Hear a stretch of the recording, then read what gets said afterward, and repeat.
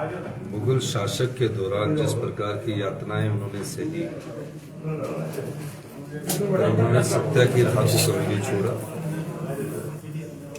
और इंसानियत और समाज कल्याण के कार्य करते थे।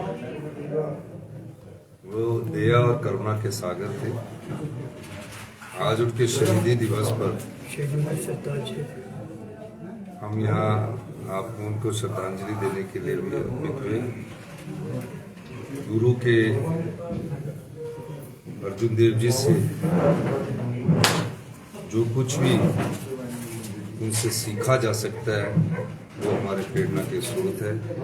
हमेशा रहेंगे और समाज को जो उन्होंने एक नई दिशा, एक नई सोच पैदा की है और उस सोच को हम आगे बढ़ाने का प्रयास करेंगे।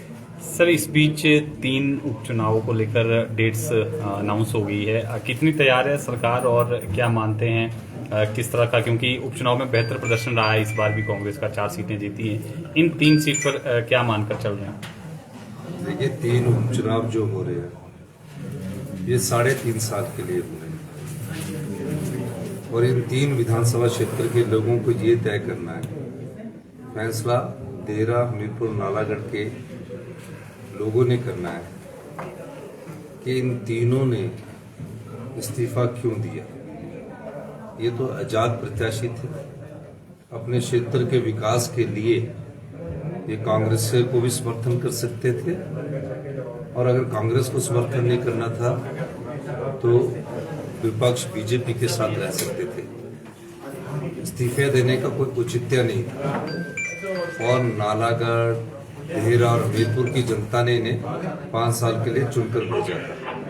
जब 5 साल के लिए चुनकर भेजा था, अपने क्षेत्र की आवाज उठाते, अगर सरकार कार्य नहीं करती तो सरकार के खिलाफ विधानसभा में सवाल पूछते, धरना करते, प्रदर्शन करते। ये एक ऐसा चुनाव होने जा रहा है जहां आजादी के बाद का पहला ऐसा इतिहास बनने जा रहा है जहां आजाद उम्मीदवार अपने इस्तीफे को स्वीकार करने के लिए तो विधानसभा के बाहर धरने पर बैठे, जनता की समस्याओं के लिए धरने पर नहीं बैठे। और वो क्या दोबारा चुनाव लड़ेंगे? जब उनको 5 साल चुनकर दिया तो वो क्यों इस्तीफा दे रहे हैं? इसके पीछे के रहस्य को समझना होगा और ये रहस्य नालागढ़, हमीरपुर और देहरा की जनता को सोचना होगा कि जिस व्यक्ति को आप 5 साल चुनकर भेजते हो, आपके वोट के दम से वो विधायक बनता है और राजनीतिक मंडी में विधायक बनकर बिक जाता है, तो कैसे ऐसे जो उम्मीदवार है जो अब कमल खरीदकर चुनाव लड़ना चाहते हैं, तो क्या उनको जनता आने वाले समय में वो सच्चे सेवक हो सकते हैं? उनकी नीयत साफ हो सकती है? क्या वो ईमानदार हो सकते हैं? तो इन चीजों को जनता को सोचना पड़ेगा और 3 चुनाव है, हम 3 चुनावों को लड़ेंगे। सर, 1 महीने से भी कम समय है, नए चेहरों पर दाव खेलेंगे, पुराने चेहरों को? देखिए, हम तो नहीं करते। अभी हमने जो चेहरे खेले वो पार्टी के समर्पित कार्यकर्ता थे। एक के अकाउंट में सिर्फ 22,000 रुपया था जो हमारी लाहौल स्पीति से प्रत्याशी थी।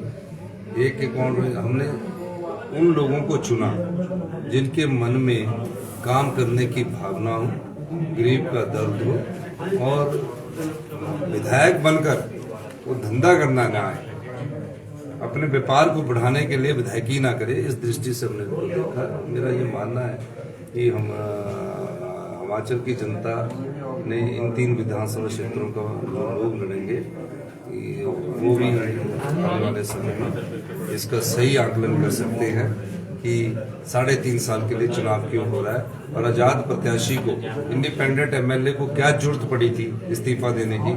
वो तो अपनी मांगों के लेके किसी से भी समर्थन दे सकते। सर, मोदी तीसरी धन्यवाद।